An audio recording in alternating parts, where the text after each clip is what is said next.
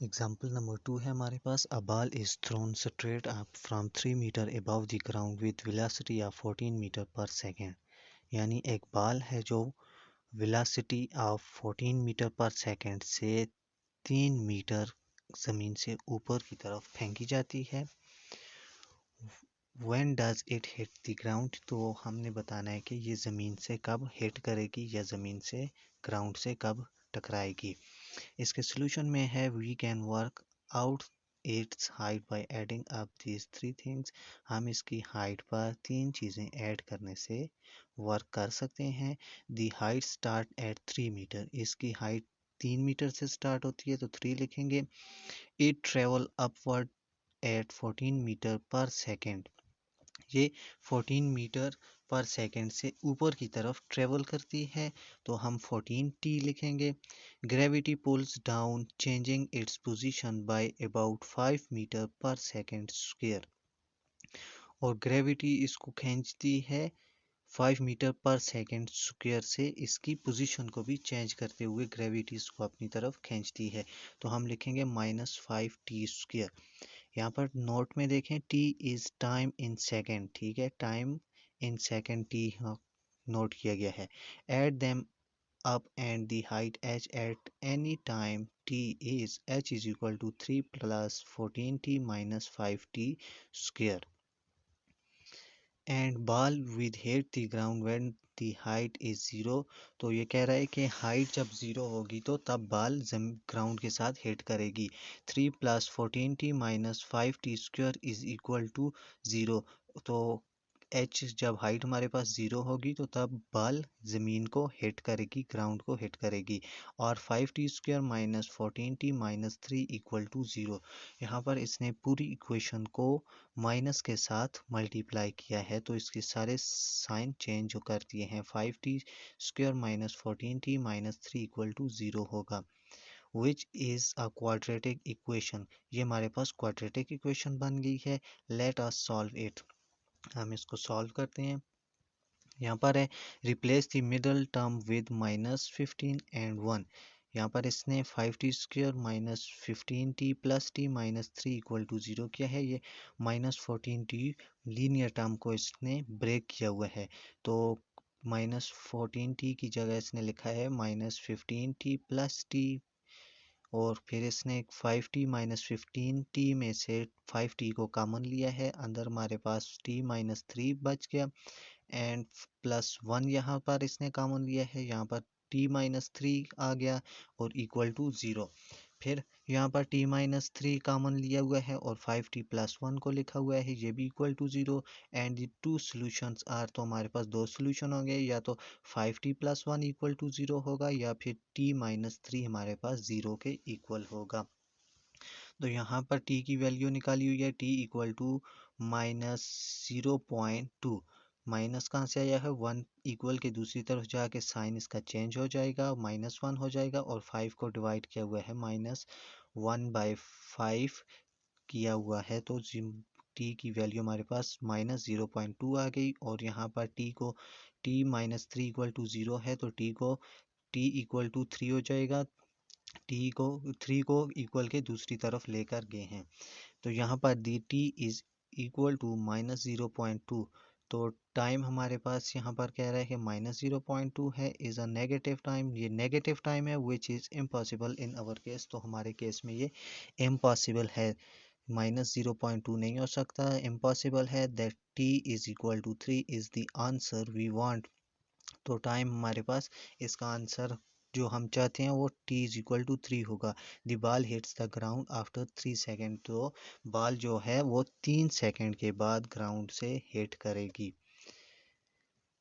Note 0,3 से when t is equal to 0 at the start the ball is at 3 metre.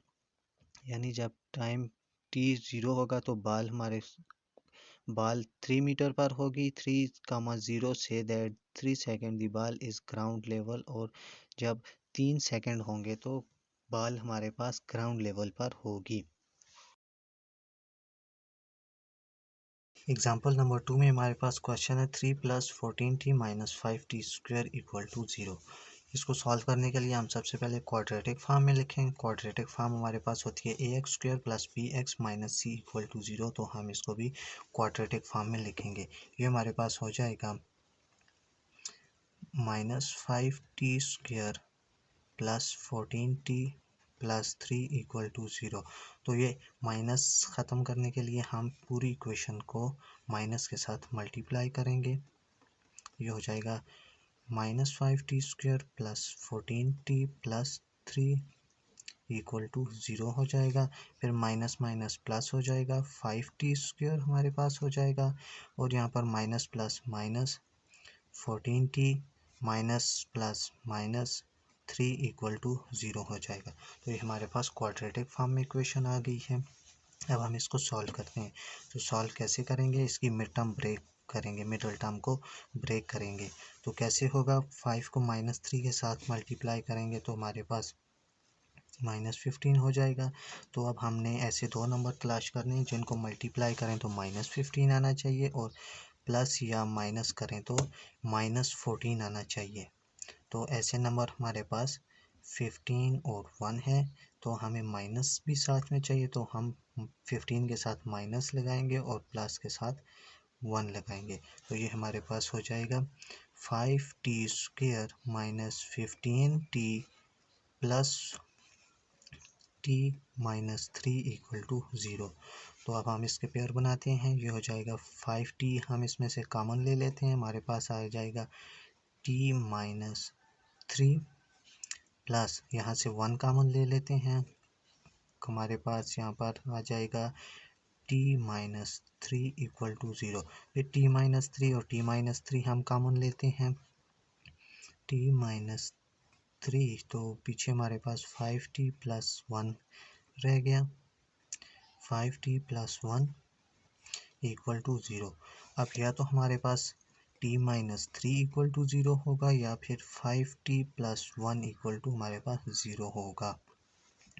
तो हम t की value निकालते हैं। t इक्वल टू -3 है तो इक्वल की दूसरी तरफ जाके 3 हो जाएगा, और यहाँ पर 5t प्लस 1 है तो इक्वल की दूसरी तरफ जाके -1 हो जाएगा, और 5t की वैल्यू हमें चाहिए, t equal to -1 divided by 5 हो जाएगा। 5 यहाँ पर t के साथ मल्टीप्लाई हो रहा है तो इक्वल की दूसरी तरफ जाकर डिवाइड हो जाएगा।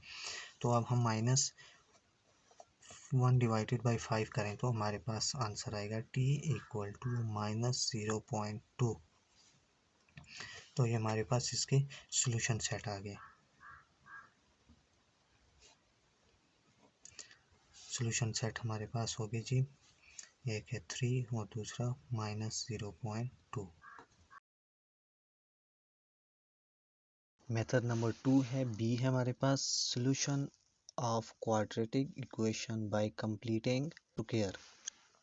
तो ये सेकंड मेथड है हमारे पास क्वाड्रेटिक इक्वेशन को सॉल्व करने का। ये हो जाएगा completing square method, some quadratic equation not easily factorise. तो ये कह रहा है कि कुछ क्वाड्रेटिक इक्वेशन ऐसी होती हैं जो आसानी के साथ या इजीली फैक्टराइज नहीं हो सकती, and hence it is not easy to find their solution out by factorisation. तो हम उसके सॉल्यूशन फाइंड नहीं कर सकते बाय फैक्टराइजेशन मेथड से। For example the quadratic equation x² plus bx equal to -c can not be easily factorise. ये कह रहा है कि हमारे पास एक इक्वेशन है x² plus bx equal to -c, तो हम इसको इजीली फैक्टराइज नहीं कर सकते। Such quadratic equation can be solve by completing the square method. तो हम इस तरह की क्वाड्रेटिक इक्वेशन को कंप्लीटिंग स्क्वायर मेथड से सॉल्व कर सकते हैं। Step involve in completing the square, ठीक है। तो नंबर 1 है हमारे पास कंप्लीटिंग स्क्वायर मेथड में किस तरह हम सॉल्व करेंगे। ये है जी, write the quadratic equation in its standard form. सबसे पहले हम इक्वेशन को क्वाड्रेटिक इक्वेशन को स्टैंडर्ड फॉर्म में लिखेंगे। स्टैंडर्ड फॉर्म हमारे पास क्या होती है, ax² plus bx plus c equal to 0। Standard form में लिखेंगे। स्टेप नंबर 2 है हमारे पास, divide both side of the equation by the coefficient of x² if it is other than 1। ये कह रहा है कि अगर हमारे पास क्वाड्रेटिक टर्म में x² की जगह पर कोफिशिएंट उसके साथ 1 के अलावा है तो हम उसको डिवाइड करेंगे दोनों साइड पर, ठीक है।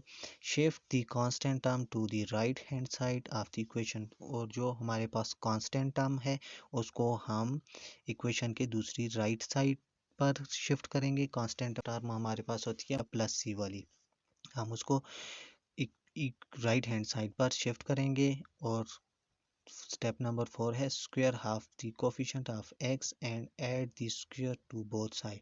तो इसमें कह रहा है कि जो हमारे पास लीनियर टर्म एक्स वाली है तो हम उसको उसके हाफ का स्क्वायर लेंगे कोफिशिएंट का, और दोनों तरफ उसका स्क्वायर लेकर ऐड कर देंगे।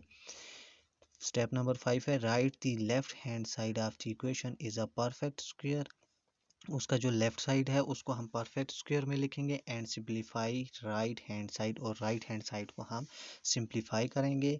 और स्टेप नंबर 6 हमारे पास take square root of both side of the equation, और इक्वेशन के दोनों तरफ हम स्क्वायर रूट ले लेंगे and solve the resulting equation to find the solution of the equation. और फिर हम उसके बाद उसकी आगे सिंप्लीफाई करके इक्वेशन में सॉल्यूशन फाइंड करेंगे। एग्जाम्पल नंबर 3 है कंप्लीटिंग द स्क्वायर। इसको हमने कंप्लीटिंग स्क्वायर मेथड से सॉल्व करना है। Solve each equation. X square minus 8x plus 9 equal to 0, ये हमारे पास क्वाड्रेटिक इक्वेशन है। इसके सोल्यूशन में हम देखते हैं start by writing the equation in the form x square plus k x is equal to d. हमने इसको इस फॉर्म में लिखना है इक्वेशन को। तो गिवन इक्वेशन हमारे पास है x square minus 8x plus 9 equal to 0। यहाँ पर कह रहा है सब्ट्रैक्ट 9 फ्रॉम ईच साइड, 9 को हमने दोनों तरफ से सब्ट्रैक्ट करना है। तो यहाँ से 9 प्लस 9 और माइनस 9 कैंसिल हो जाएगा। यहाँ पर हमारे पास आ जाएगा x square minus 8x is equal to 9 equal to minus 9। यहाँ पर हमारे पास आ गया x square minus 8x plus 16 equal to minus 9 plus 16। ये कहाँ से आया है? ये हमने करना है जो लीनियर टर्म के साथ कोफिशिएंट माइनस 8 है, हमने इसके हाफ करके उसका स्क्वायर ले लेना है। तो स्क्वायर लेने के बाद हमारे पास यहाँ पर -8 है तो -8 लिखेंगे और इसका हाफ करेंगे और इसका स्क्वायर लेंगे, ठीक है। यहाँ पर 2 इज 2 और 4 2 ज़ार 8 आ जाएगा। -4 का स्क्वायर लेंगे तो 16 आ जाएगा, और ये 16 को हमने दोनों तरफ ऐड कर देना है। ये हमारे पास x square minus 8x plus 16, ये परफेक्ट स्क्वायर बन जाएगा एक्स माइनस 4 होल स्क्वायर का। ये परफेक्ट स्क्वायर है, और यहाँ पर 16 माइनस 9 करेंगे तो हमारे पास 7 आ जाएगा। फिर इसने स्क्वायर रूट प्रॉपर्टी यूज़ किया, दोनों तरफ अंडर रूट लिया है स्क्वायर ख़त्म करने के लिए। यहाँ पर स्क्वायर अंडर रूट से कैंसिल होकर x माइनस 4 आ जाएगा, और यहाँ पर under root 7 plus minus under root 7 हो जाएगा। अंडर रूट या तो पॉजिटिव होगा या नेगेटिव होगा। फिर यहाँ पर इसने -4 को इस तरफ शिफ्ट किया है, x is equal to 4 plus minus under root 7 आ जाएगा। एड 4 टू ईच साइड, इसने दोनों तरफ 4 को ऐड किया है, यहाँ से 4 कैंसिल हो गया और यहाँ पर +4 आ गया। तो हमारे पास आंसर आ जाएगा x is equal to 4 plus minus under root 7। तो इसके दो सोल्यूशन होंगे, x is equal to 4 plus under root 7 या फिर x is equal to 4 minus under root 7 होगा। यहाँ पर कह रहा है avoid error when completing the square to solve an equation, make sure that, कह रहा है कि जब आप कंप्लीटिंग स्क्वायर मेथड से इक्वेशन को सॉल्व कर रहे हैं तो ये आपने मेक श्योर याद रखना है to coefficient of x square is 1, x square का कोफिशिएंट हमारे पास 1 होना चाहिए। You add them term b/2 whole square to both side of the equation, तो आपने लीनियर टर्म का हाफ का स्क्वायर लेकर दोनों तरफ उसको ऐड करना है। एग्जाम्पल नंबर 3 है हमारे पास x square minus 8x plus 9 equal to 0। हमने इसको कंप्लीटिंग स्क्वायर मेथड से सॉल्व करना है। तो कंप्लीटिंग स्क्वायर से सॉल्व करने के लिए हमारे पास स्टेप थे जी। सबसे पहले हमने क्वेश्चन को स्टैंडर्ड फॉर्म में लिखना है। तो स्टैंडर्ड फॉर्म हमारे पास x square minus 8x plus 9 हो जाएगी, ये हमारे पास स्टैंडर्ड फॉर्म हो जाएगी। फिर divide the both side of the equation by the coefficient of x square if it is other than 1। यहाँ पर हमारे पास कोफिशेंट 1 है तो हम इसको डिवाइड नहीं करेंगे। अगर कोफिशेंट 1 के अलावा कोई और नंबर होता तो हम इस पूरी इक्वेशन को उस नंबर के साथ डिवाइड कर दे। स्टेप नंबर 3 हमारे पास था shift the constant term to the right hand side of the equation. तो हमने कांस्टेंट टर्म को इक्वेशन के दूसरी तरफ शिफ्ट करना है। तो कांस्टेंट टर्म हमारे पास +9 है, तो हम इसको इक्वल के दूसरी तरफ शिफ्ट करेंगे। तो हमारे पास आ जाएगा x² minus 8x equal to, यहाँ पर +9 है तो यहाँ पर -9 हो जाएगा। फिर स्टेप था जी square of the half the coefficient of x and square to both side. इसमें हमने इस x के साथ जो कोफिशिएंट है इसके हाफ का स्क्वायर ले लेना है और उसको दोनों तरफ ऐड करना है। तो हम क्या करेंगे, इक्वल टू x², यहाँ पर हमारे पास b में -8 है तो हमने इसका हाफ का -8 है, हाफ का स्क्वायर ले लेना है। हमने क्या किया, -8 के को हाफ किया और हाफ करके इसका स्क्वायर ले लेना है। तो ये हमारे पास हो जाएगा 2 1 is 2 4 2s are 8। तो हमारे पास आ गया -4 डिवाइडेड बाई 1 का स्क्वायर, -4 मल्टीप्लाई -4 हमारे पास 16 हो जाएगा, डिवाइडेड बाई 1 का स्क्वायर 1 हो जाएगा, ये हमारे पास 16 आ गया। अब हमने 16 को दोनों तरफ ऐड करना है। हमने लिखेंगे x² minus 8x plus 16 equal to -9 plus 16 को हमने दोनों तरफ ऐड कर दिया। अब x² माइनस 8x प्लस 16 ये हमारे पास परफेक्ट स्क्वायर बनेगा। x² minus 4 whole square equal to, ये हमारे पास परफेक्ट होल स्क्वायर बन गया। अब 16 माइनस 9 हम करेंगे तो हमारे पास 7 बच गया। अब हमने बोथ साइड पर स्क्वायर रूट ले लेना है। क्या होगा, x minus 4 whole square equal to 7 है तो दोनों तरफ हम स्क्वायर रूट ले लेंगे। ये स्क्वायर रूट के साथ कैंसिल हो गया, हमारे पास आ गया x minus 4 equal to under root की दो वैल्यू होती हैं, एक प्लस में और एक माइनस में, हमारे पास अंडर रूट 7 हो जाएगा। तो हमने x की वैल्यू निकालनी है, x इज इक्वल टू 4 को दूसरी तरफ शिफ्ट करेंगे, -4 है +4 हो जाएगा, तो यहाँ पर प्लस माइनस अंडर रूट 7 हो जाएगा। अब x की वैल्यू हमारे पास या तो 4 प्लस अंडर रूट 7 होगी या फिर x equal to 4 minus under root 7 होगी। तो सॉल्यूशन सेट क्या होगी हमारे पास, 4 plus under root 7 comma 4 minus under root 7, ये हमारे पास इसके सॉल्यूशन सेट हो गए।